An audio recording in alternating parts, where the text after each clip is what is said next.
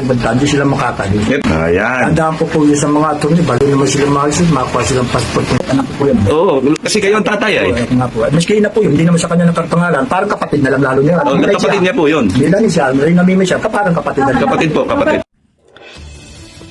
Ayan, muli, nagbabalik po yung lingkod guys. Isang mapagpalang araw gabi sa ating lahat. Saan man kayong sulok ng mundo. Ayan, mega love shoutout po sa inyo lahat. Dito guys, ay, eto si Lolo Nestor. Mawalang galang po kay Kuya Miel. Ako po ay may gagamitin na konti lang pong video clip at wala pa pong isang... Kung problema kayo sa inyo, mami. Wala pa pong isang minuto yung aking ipapatikim, ipaparinig sa ating mga minamahal na viewers bilang ito ay proof, no? Resibo. Ayan, patungkol kay Lolo Nestor, ito nga po ay napuntahan nila Kuya Miel. At ayun na, patungkol doon sa si Reyna po ay dadalahin sa ibang bansa. Sino ang may pakana? Yan! Dito, sa pagpunta ni Reyna, or dahil dadalhin daw, ayon sa mga update, ay dadalhin po si Reyna sa ibang bansa. Gaano ito katotoo? Pero, ayun na nga, marapat bang aprobahan or marapat bang magpaalam kay Lolo Nestor? Bakit? Ito, yun magandang tanong. Si Reyna ay kaninong anak? Sino nagluwal? Yan. Guys, pakiclick muna ng thumbs up. No, usapin pagpunta ni Reyna sa ibang bansa. Marapat bang ito ay sige lang, kung ano yung desisyon ni Melanie dahil siya nagluwal, go! Tama ba yon?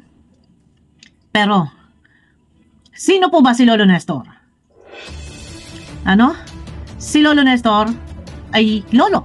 At ang tunay na nanay ni Reyna ay si Melanie. Pero, sa legal, sa papel, si Lolo Nestor ang tatay. Ngayon, meron ako ipaparinig na video clip. Eto, guys, panoorin nyo. Pagbanta, hindi sila makakali. Parang balita ko po mag-abroad yata si Reyna eh. Ewan ko po, kung kailan po, basta sige na sige, hindi mo lang sa akin na sabi kung ano, kaya nakasabi po ako. Kung sakali po ba mangingibang bansa si Reyna, papayag po ba kayo? Pag-uusapan po namin, di naman po kami nakikita ng mapuntahan. Anong mangyayari? Ayan. Tandaan po yun sa mga attorney, balo naman sila maayos, makakuha silang passport kung saan hindi naman. Meron na daw po yata passport. Ang sabi po nung umahawak sa kanya na sponsor, meron na daw pong passport. Baka mga kung lang po yung mga plak, hindi ko naman po alam. Ibig sabihin sa mga nangyayari kay Reyna ngayon, wala na kayong alam. Wala na po, hindi na po akong tatanda. Hindi, dapat po meron kayong authority. Kailangan may authority kayo. Bihihingan muna kayo ng... Buot, anak ko po yan. Oo, kasi kayo ang tatay ay. Ito nga po. Maski na po yun, hindi naman sa kanya nagkapangalan. Parang kapatid na lang lalo niya. Oh, kapatid niya po yun. Bilang siya, rin namimi siya, parang kapatid na lang. Kapatid po, kapatid. Ikaw pa rin po yung ama. Kaya pag hindi sila na-authorization. Ay, ganun. Ngayon po, Lolo Nestor, ano po yung mensahe ninyo doon sa mga nasa likod ni Reyna ngayon? Dapat naman, pag makakakuha yung anak kong yun, dapat pala, sabihan naman ako. Yung paliwanag ko sinisilong kasama kanyo sa likod niya. Hindi naman po ang pinapagod. Para malaman ko. Huwag kayong ipapagwalang bahala. At ako naman po, yun ang dapat sa kanila. Huwag nila akong pagpabahala naman. Dapat naroon din siya ina. Dapat ako nalakaroon. Kapag wala na silang pakul sa akin, Ayan. dapat sila naman silang pakul Narinig sa naman akin. ninyo. Tama po. Dito guys, si Lolo Nestor, sa legal, siya ang tatay ni Reyna. Si Melanie ay lumalabas na kapatid ni Reyna.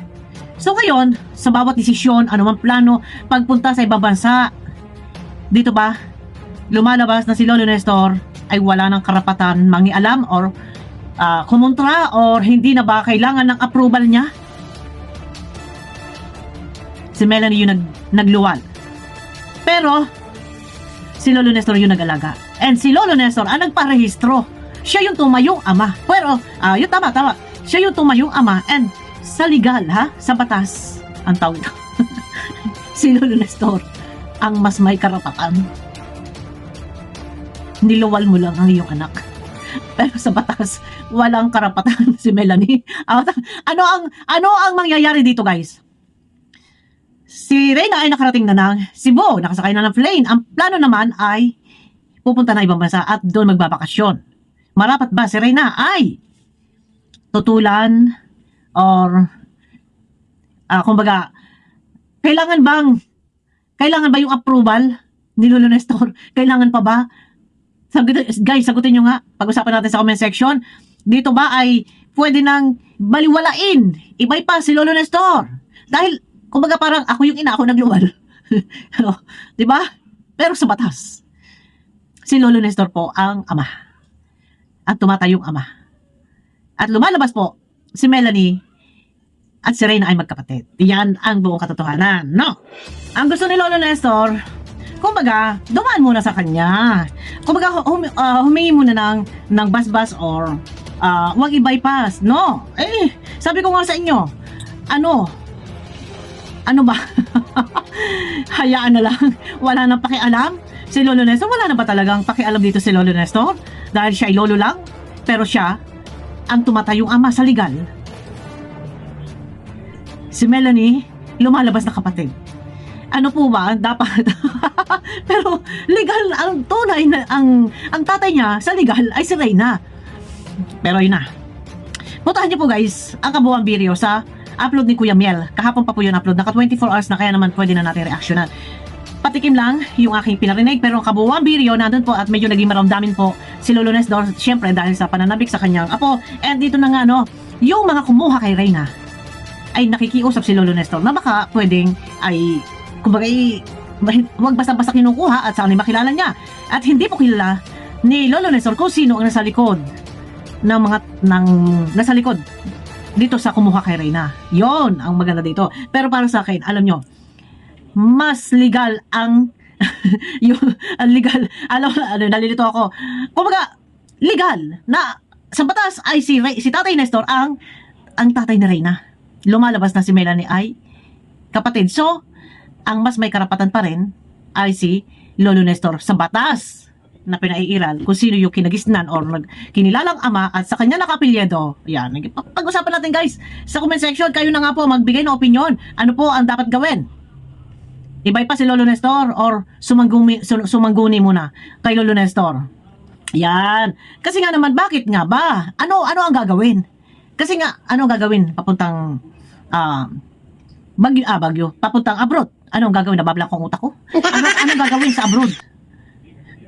Ay, ang layo nun. Buti kung dito lang sa Pilipinas. Ay, diyan nga lang sa papunta sa Cebu. Ay, alam nyo yun? Hindi pa nga ganun 100% na magaling. Tapos bibiyahe papuntang ibang bansa. At baka mamaya pagdating pa doon ay kaginaw-ginaw. At hindi maging okay yung pakiramdam niya. Eh, pero hindi nga magaling pa. Tapos ganito, bibiyahe ng kalayo-layo. Ilang oras sa plane. Samantalang kung dito lang sa probinsya, sa Bohol, saglit-saglit lang. No? Kung bakit itong mga nagpaplano na to, yung mga wakwak, abay akala nyo ay ganun-ganun na lang? Bakit ba? At saka ikaw, Melanie, ito ang purpose naman din kung bakit pumunta doon si Kuya Miel, dahil yung pinagkasunduan sa barangay ay nabaliwala. Hindi yan ang kanilang kasunduan. Hindi yan ang kanilang kasunduan. Ate Melanie, bakit nawalang saysayang iyong mga pangako? Anong nangyari na kay Reyna? At yan ay lagalag. O, di ba? Dito, ayan. Guys, huwag ibaba si Lolo Nestor, ha? At, love. At magpapasko, huwag niyo po ibaba si Lolo Nestor. At dito nga, syempre, ay hindi naman din alam ng kalingap na si Reyna ay nakarehistro kay Lolo Nestor. No? At ang pagkakaalam talaga ay kay Melanie. Pero, ayun ang sabi nga ni Lolo Nestor. Siya ang nagparehistro. Maliit pa lang ay nasa kanya na si Reyna. Yun. Abangan po natin yan guys. Kung ano kahinatnan natin si Kuya Bali nakalive kanina, manood po kayo. Ano ang plano dito. Kasi nga po yung usapin, yung kasunduan doon sa barangay. Kasi yan po si Reyna na i-turn over ng kalingap kay Melanie. Ang ganda ng kanila kasunduan. Siya mag-aalaga at siya magpapagamot. Pero anong nangyari?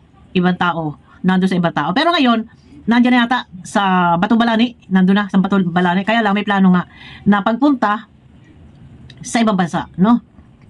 Nakakuha na daw ng passport. Ano yung ginamit niyang papers? Birth certificate. No? Ano yung ginamit niya? Paano ito? Nakakuha ng passport, siyempre kailangan ng mga ID. So, ano ang nangyari doon? Paano nakakuha ito ng passport? Sino kumuha?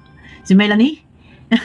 Pero, ewan ko lang din. Guys, pag-usapan natin sa comment section. Medyo magulo. Karambulan na to ang aking isip. Pero, ayun na. Abangan nyo ako sa aking next video. At, yun na, mega love shoutout po sa inyo lahat. Guys, pakiclick naman po ng thumbs up.